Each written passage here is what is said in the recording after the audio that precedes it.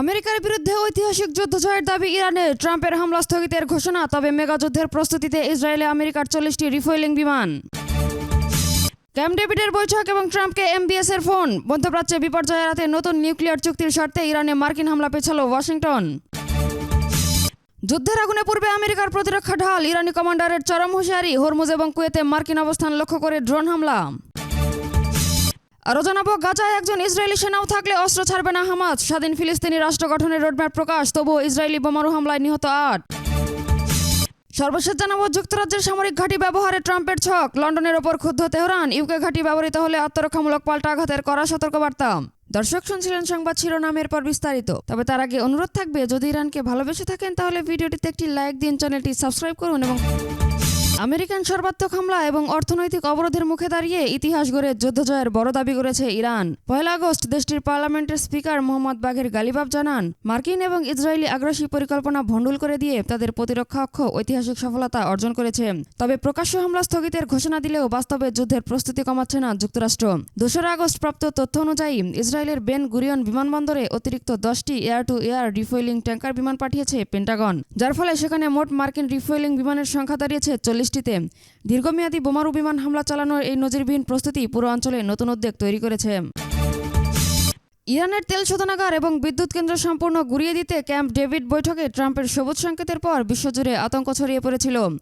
তবে 2 August president Donald Trump হঠাৎ করে এই মেগা বিমান হামলা স্থগিতের ঘোষণা দেন। এই ইউটার্নের নেপথ্যে প্রধান ভূমিকা রেখেছে কৌশলগত বার্তা এবং আন্তর্জাতিক চাপ। মার্কিন গণমাধ্যমের খবর অনুযায়ী সৌদি যুবরাজ মোহাম্মদ বিন সালমান ট্রাম্পকে ফোন করে পুরো মধ্যপ্রাচ্য সংঘাত ছড়িয়ে পড়া ঠেকানোর অনুরোধ জানান। অন্যদিকে নতুন পারমাণবিক চুক্তি এবং কৌশলগত হরমুজ প্রণালী পুনরায় চালুর বিষয়ে আলোচনার অগ্রগতির শর্তে ট্রাম্প আপাতত বিমান হামলা স্থগিত করেছেন বলে জানা গেছে।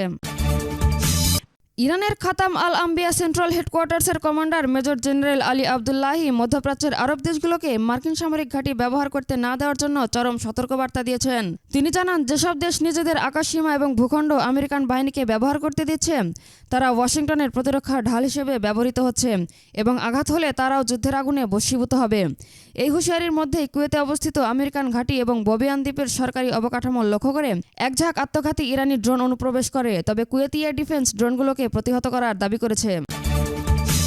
ফিলিস্তিনের সশস্ত্র প্রতিরোধ সংগঠন হামাস এবং তাদের মিত্রগোষ্ঠীগুলো একটি স্বাধীন ফিলিস্তিন রাষ্ট্র প্রতিষ্ঠা এবং গাজা থেকে ইসরায়েলি সেনা প্রত্যাহারের শর্তে ধাপে ধাপে ভারী অস্ত্র নিষ্ক্রিয় করার রোডম্যাপে সম্মতি জানিয়েছে। তবে সংগঠনটি স্পষ্ট করে দিয়েছে যে গাজায় একজন ইসরায়েলি দখলদার সেনাও বহাল থাকা পর্যন্ত তারা অস্ত্র সমর্পণ করবে না। হামাসের এই নীতিগত অবস্থানের মুখেও গাজায় সহিংসতা থামায়নি ইসরায়েল। গাজার দের আল বালা সহ বিভিন্ন আবাসিক এলাকায় রাতের আধারে নতুন করে চালানো ড্রোন এবং বিমান হামলায় গত 2 দিনে আরও অন্তত 8 জন ফিলিস্তিনি প্রাণ হারিয়েছেন।